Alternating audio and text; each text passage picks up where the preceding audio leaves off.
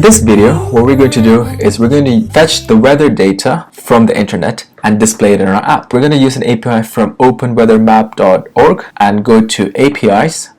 You'll see there are different options, and the one we want to use is we want to use the current weather data. So what you need to do here is first click subscribe, and you can see the different pricing plans. You just need the free one, and when you click on get API key, it would ask you to sign up, and once you sign up, it would send you an API key via email. So that's what you have to do first, get the API key through that, and I've already done it, so I got my API key. So once you have the API key ready, we can go back to the current weather data page and go to the documentation for the API.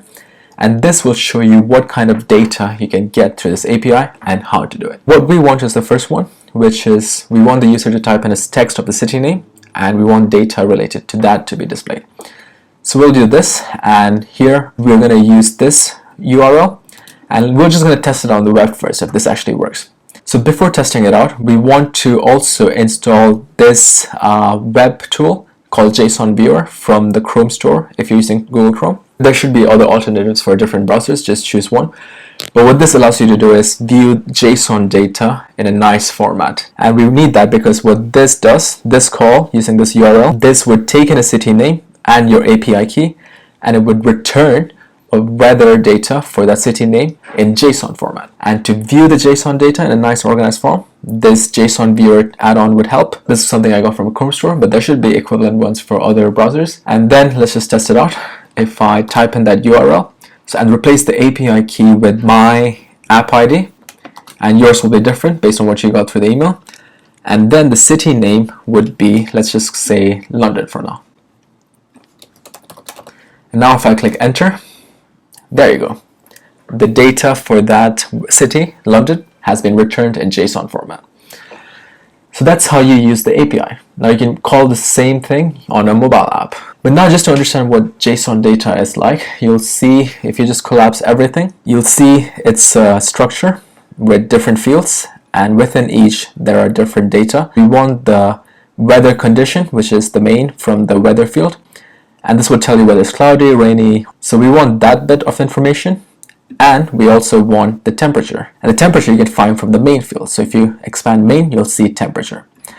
So again, we want the condition and the temperature. Now the question is, how do we get these two fields into our app? Just these two fields, ignoring the rest. To do that, let's go back to Xcode. And if you remember last time in the last episode, we finished the user interface for the app where we can click and then it would toggle on and off the search view. So what we want to do here is we want to type in a city name and use this as the input for the weather fetching from the API. So if you remember from the last lesson, this is stored in the city name state variable. So every time the user finishes typing, this city name would be updated with that text. So in this case, London. So now what we'll do is we'll pass that city name to a different class which will fetch the weather data for us. So let's create the weather data network manager now. So I'm going to create a new folder in my directory. I'm going to name it weather model. So in here I'm going to create a new class, and I'm going to name it weather network manager. Let's just create a new public class, name it weather network manager. And this class would be responsible for fetching the weather data and passing it on to the main application view where we can display it. So over here, what we want to do is we want two functions. First, we want to fetch the data from the API, and then we want to pass this data onto the main view, the content view. So pass data. So let's create functions for both. First, the fetch one. So this would be a public method because we want to call it from outside the class. So fetch data, and then this would be, oh, forgot the function variable, yeah. Private function pass data. Awesome, now let's create these functions each. So to fetch the data, firstly, what we need is the URL, which we just played around with before, this bit. So let's copy that. So over here, let's create a string variable called weather URL. This would be the URL that we just used before. Of course, this is string, so let's wrap this around. Now that we have the weather URL, we need to do 4 things. First, we need to create a URL object out of this weather URL string. And then we need to create a URL session. And then we can start the fetching task with the URL session and the URL string. So once you've started this task, in here, there will be a callback, which is called every time a new data is available. And in there, we'll use the pass data function to pass the weather data to the main view. So let's fill this in one by one. So first, let's create a URL object out of this URL string. So for that, we're going to type in let URL equals URL, and we're going to initialize that with a string variable. And to do that, there should be string. Yeah, there you go. So here, this would be the weather URL. So let session equals URL session, and this we can configure. So this creates a session with a specified session configuration. So let's create the configuration here, and we're just going to choose the default configuration. And now we got the URL session. Now finally, we can add in the URL task from the session. Now to start the task, we're going to call it let task equals session, the URL session over here, and this would be .data task with URL. Now we want to choose this bit with URL, so this bit, and it gives a completion handler, which is the callback for every time there is a new data available, whenever the fetch is finished. So over here, we're going to pass in this URL object we created before for this session, and the completion handler, we're going to create, store the data variable. So this data variable would contain the fetched weather data every time once the fetch is complete. And the response, which is called response, and any errors along the way, we'll store it in error. Now in here we can choose what to do once we have the data available, once the fetch is completed. In here what we want to do is first we want to handle the error, and then we will parse the JSON data. So the data we have here is JSON data, and we're going to convert that JSON data into a usable form in our app, into a weather object. So first we need to check if there's any error. So for that, we're going to do if error is not nil. In other words, there is an error. If there's an error, we'll call it a fatal error. And this would just take the error variable here. It would show the localized description of the error here and display it as a string. Awesome. If I click build, okay, of course, because this URL is of type optional, so we need to unwrap it. So we can go back here and unwrap this by calling if let URL. So if the URL exists, then we can execute the following codes. So let's just call all this bit only if the URL described by the string exists. So there. Now if I click build, it should work. Yep, it's succeeding.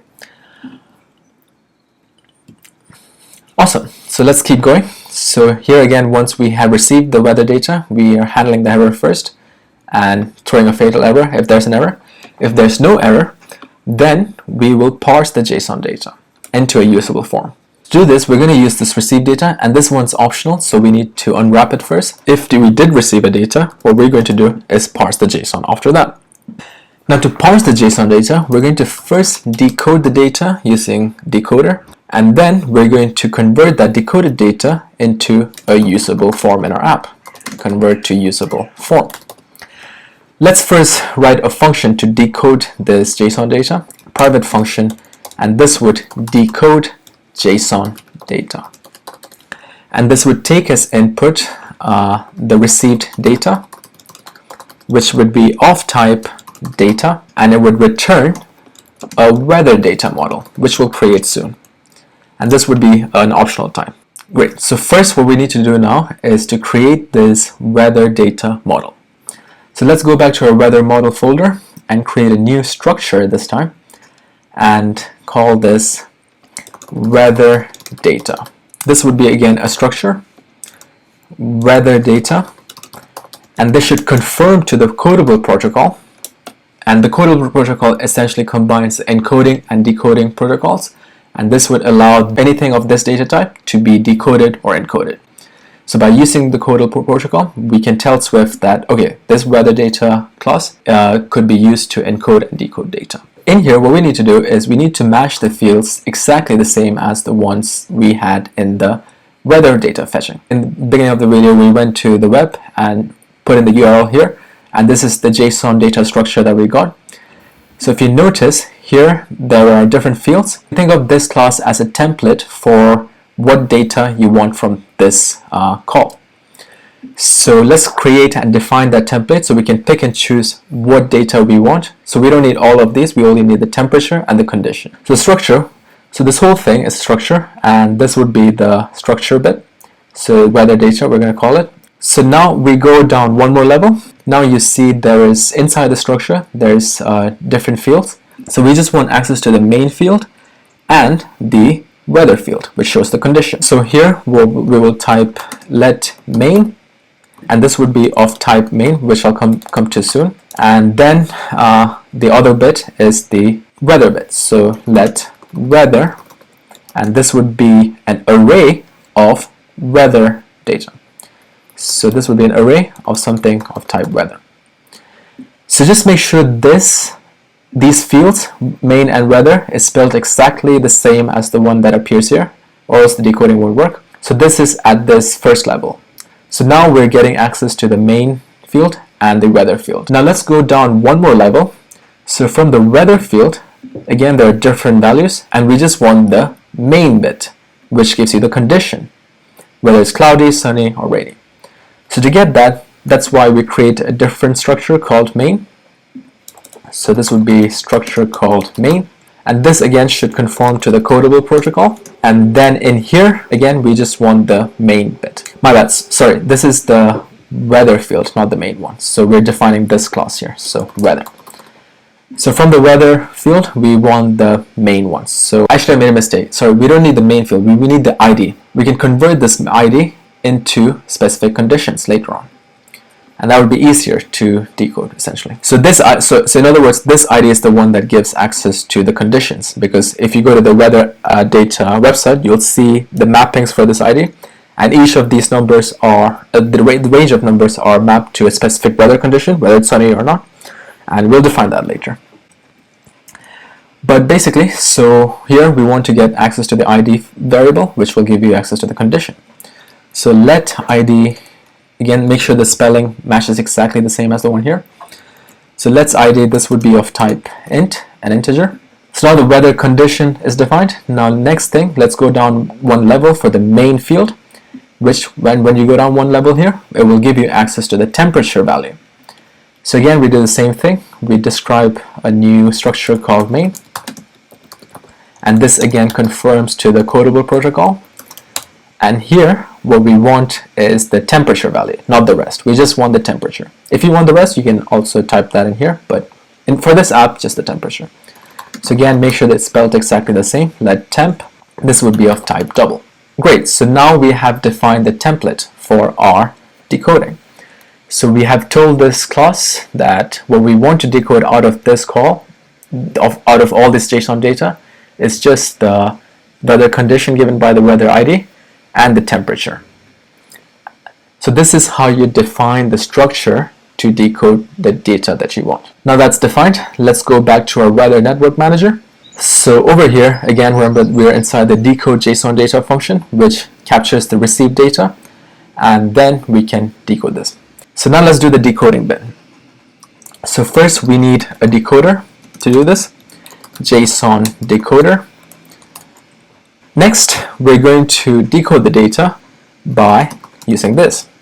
Decoded data, we're going to store that in the variable, and then we're going to call this decoder and call decode method. So this decodes any object of type decodable. So if you type decode, from the type would be weather data model, which confirms both to the encodable and decodable protocol, which is what matters here. And where do we want to decode this data from? Of course, that would be the received data. That's what we want to decode. So we'll pass in the received data here. There you go. So what this method would do is it would take in the received JSON data and use the template that we just created before, the weather data template, and put all the values that we defined in the template into this weather data type. That's how we decode the data. and the decoded data would appear here. And this, of course, would be of type weather data. That's how you do the decoding. Simple. Now, if we click build, you'll notice there are a few errors. Of course, this call can throw because decoding is not always successful. So let's fix that. So we can fix that by calling the decoding inside a do catch method. So do and then catch any errors. So let's call this inside the do block. And of course, we also need to add in a try statement before because it throws an error. And if this is successful, we will return from this function with the decoded data. And if there's an error, we would return nil. Now if we click build again, okay, let's just fix that error by calling it from self. So now that we finished the decode JSON data function, which accepts the received data, decodes it, and stores it inside the weather data decoder model. Now back in here in the fetch data method, once we have the received data unwrapped, so we're going to decode the data here. So let decoded data equals, we're going to call this function that we just created, which decodes JSON data from the received data. Great, so now this is an optional, so we need to again unwrap it. So if there is decoded data, do other stuff. And the next step we want to do is, of course, convert this decoded data into a useful form. Because currently the decoded data is in this format, and this is not really a good model to capture our received data in. So let's convert this decoded data into a usable form. So for this, let's create a different function now. We're going to name it private function convert decoded data to usable form. And this again would take as input the decoded data, which is of type weather data here. So weather data. And then it would return a new weather model, which would have the usable data in a nice little structure, which we can call from the main view of the app. So this bit is quite simple. Let's create a new structure inside weather model. So we'll create a new structure here called weather model. So for the weather model, city name. So let's city name whatever the user typed in. So this would be a string. Apart from the city name, there's of course the temperature, the weather temperature. This would be of type double. And then there's also the weather condition. So this would, so let condition ID. And this would be of type int. Now for the condition ID, if you remember before I said we can convert those integers into actual conditions, whether it's rainy, thunder, or sunny. So right now I'm just going to copy paste this, and you can check from the website. So in the openweathermap API website, they've got these mappings. So I've just copy pasted that here. So what this does is it takes the condition ID and it checks what the ranges are. If it's between 200 and 232, it's thunder. If it's 300 to 321, it's rainy, and so on and so forth for different conditions. Of course, this will do nothing in the structure. We need to put this inside a computer property.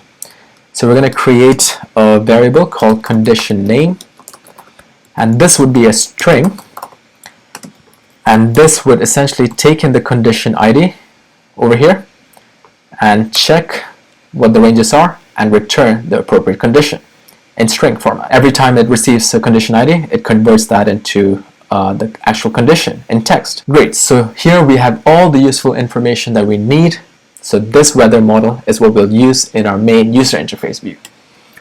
So now let's go back to the Weather Network Manager, where we are trying to convert the decoded data into a usable form, which will be of type weather model. So now this bit is pretty simple. This would be let weather data equals, we're going to store this inside the weather model structure we just created. And this of course has a city name, so we don't have access to the city name in this decoded data. So if we go back to our template, you'll notice that we have temperature, the ID, but no city name. So that's really easy. It was in the highest view, so we just need to add that here. Let name equal string. Again, if you go back to the template here, you'll see in the highest level there is the name, which gives you the city name. So we're just getting access to that as well. So just make sure you add that here as well. And now if we go back to the weather model, the city name, yeah, we have that there, that's fine. And if we go back to the main Weather Network Manager now, the city name here would be decoded data dot name. Great. And the temperature would be decoded data dot main dot temperature, and the condition ID would be decoded data dot weather, which is an array, so we're going to get the first element and dot ID. Awesome. So this takes all the decoded data and puts it into this nice little weather model structure, and then we're going to return this weather model, which is in a usable form from our app. Sorry, weather data. Awesome. So that's converting the decoded data into a usable form. Now again, let's go back to our fetch data function, where we have got the received data. We decoded the data using the decode Json Data method we created here. And next, once we have the decoded data available, we're going to convert it into a usable form using the function we just created. So that would be convert decoded data to usable form from the decoded data. We need to store this in a variable called weather data. And now this bit is the final received data, which we can pass it on to our main user interface. So if we click build, as usual there are errors. Let's see what that is. Of course, that's because this method is inside the closure here, inside this closure. So we need to add self.convert to make sure we can call this function from outside. Now if we click build, that error is gone. Now let's fix the other error, which is call to, again, the same thing, right? Okay, so we need to call it. Great. So now the final thing is, in our weather model, the condition ID cannot find condition ID in scope. We define it as condition ID with the D capital, so just make sure you change that. Click build. That is solved, should be solved. Yes, so that's all succeeded now. Great, awesome. So now we finished the fetch data method in the weather network manager. Right, so there's one last thing to do. To actually start this, we need to call task.resume to start the fetching. Awesome, so now we've finished the fetch data method, which essentially takes in the URL that we gave in, and then starts a fetching task over here, data task over here with that URL, and the received data would be available in this variable here, which is the weather model. Great, so next thing we want to do is we want to pass this bit onto our main functions. How will we do that? Well, it's quite simple. So of course we've made a different function here called pass data to do that. So we'll just call that here first. So pass data, and here we're going to call this function pass data, and as input you would pass in this weather data, which is of type weather model. So weather data. So inside pass data, I'm going to add in an input argument called weather data, and this would be of type weather model because that's what we have here. And then in here, we'll write the logic to pass the data to the main user interface. So how are we going to do that? Well, let's just collapse this all so it's more clear. So what we want to do is every time the weather data is updated, a new data is received, we want to send it over to the main UI. For that, we'll use something called published variables. So first, to do that, we want to make our class conform to the observable object protocol. This gives this class the permission to broadcast information in real time. So every time some variable here changes, any other objects or classes or views that is subscribed to this class would receive the notification. So by using observable object, we make Weather Network Manager observable in the sense that the outside world, the outside classes could know whenever a certain data changes. So which data do we want to publish? Well, for that, we're going to create a published variable, and we're going to name this received weather data. And this would be of type weather model and optional. Every time the received weather data is updated, it would start broadcasting to any classes or objects that has subscribed to this weather network manager, because we have made it observable. So this way, what we can do is in the pass data function, we can assign the weather data that's received here to this variable, published variable. So received weather data equals weather data. So this way, every time a new set of data is received, this, because it's a published variable, this would be broadcasted to the outside world, and we can subscribe it from the main user interface. Let's do the subscription now. Now to subscribe to this, what we can do is we can go back to our content view, and here we're going to create a new observed object, and this would be the weather manager, network manager. We're going to name it weather manager, and this would be a weather network manager. We're going to instantiate that object class here. Firstly, what we need to do is we need to fetch the weather data first. And how will we do that? We're going to go to the body and use the onChange method. So this will be onChange. And what this allows you to do is it can trigger an action whenever a certain variable changes. So what we want to do here is whenever the city name changes, in other words, whenever the user has inputted a new text in the city field, we need to call this method.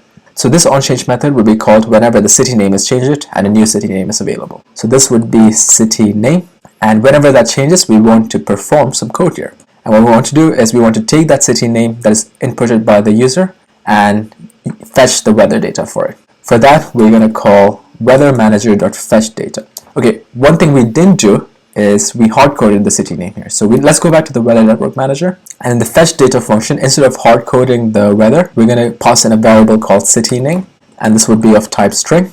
So what we want is we want to pass the city name string and replace this bit with that, so that's not hard-coded to London. So let's first rearrange things a bit. So it doesn't really matter if the city name comes before or after the app ID. So we're just going to rearrange this a bit.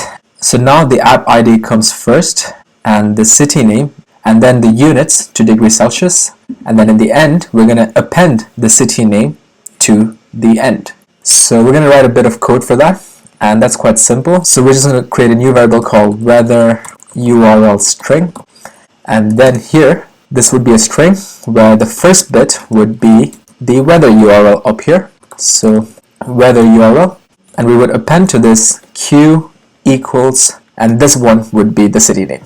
So city name. So now what we have is we have this bit, and at the end we'll append it with and q city name. That's how we form the URL string.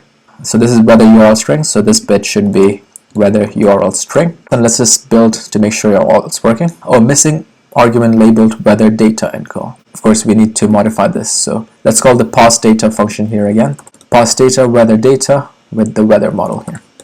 So now that the fetch data can input a city name in the form of a string, let's go back again to content view, and here in the onChange method of the city name variable, i.e. every time the user inputs a new city name here, we want to call the weather manager dot fetch data with that city name, and that is this bit here, this guy here. So city name. Now we have done the data fetching.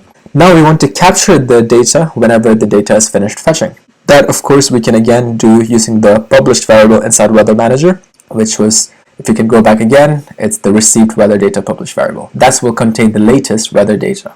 Okay, let's go back to content view now, and to get access to the received weather data, what we want to do is call the onReceive method. So onReceive, so what this would do is it would take a publisher, any published variable, and observe whenever it changes, and if it changes, it would perform some code here.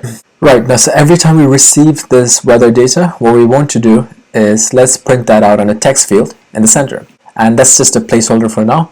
So let's go back to the body, and in between the search bar and the toggle button, so over here, let's create a text field. We'll delete this later, so we'll just name it debug in the next episode. So here we'll create a text field, just a text. So the text would be, so temperature is temp, and the weather condition is condition. Now let's create these state variables. So let's create again over here, mark this as debug. Add state var temp is of type double, and then let's just initialize that 0, and then add state var condition name, and this would be, sorry, just condition, and this would be of type string, and initialize this to a nil string. Now, so that's the condition and temp state variables. Of course, now what we're going to do is whenever we get the latest received data here, let's update these state variables. So temp would be received data dot temperature, and condition would be received data dot condition name. Let's click build to see if everything's okay. So okay, let's use optional chaining. So if it's nil, we'll just provide a default value of 0, and if this is nil, we'll just provide a default value of nothing here. So this here first. So inside our fetch data method in the weather network manager, we see that missing argument labeled weather data. Oh, of course, because after we created this parse data function, we didn't call the updated one. So let's just call this parse data function again here. So parse data with weather data, which is of type weather model, which would be this. So weather data. Now click that should be solved. Oh, call to method parse data. Okay, again, this is a closure inside the data task method. So inside this method, this is the closure. So we need to add in the self keyword before. Okay, let's add in a default city name just to initialize this. Now let's build it onto an actual phone and see if this is working. So here I typed in Paris. You can see the temperature is showing as 7 degrees Celsius and the condition is thunder. And let's type in, say, Kerala, which is where I'm from. And again, the temperature changes and the conditions fog. Finally, let's see what the temperature is like in London. And again, 7 degrees Celsius and sunny. Awesome. So the weather network manager is working now. Now we have an app with the user interface, which both can toggle the user interface on and off and can fetch the weather data. So the next video, what we're going to do is we're going to add in the AR bit now.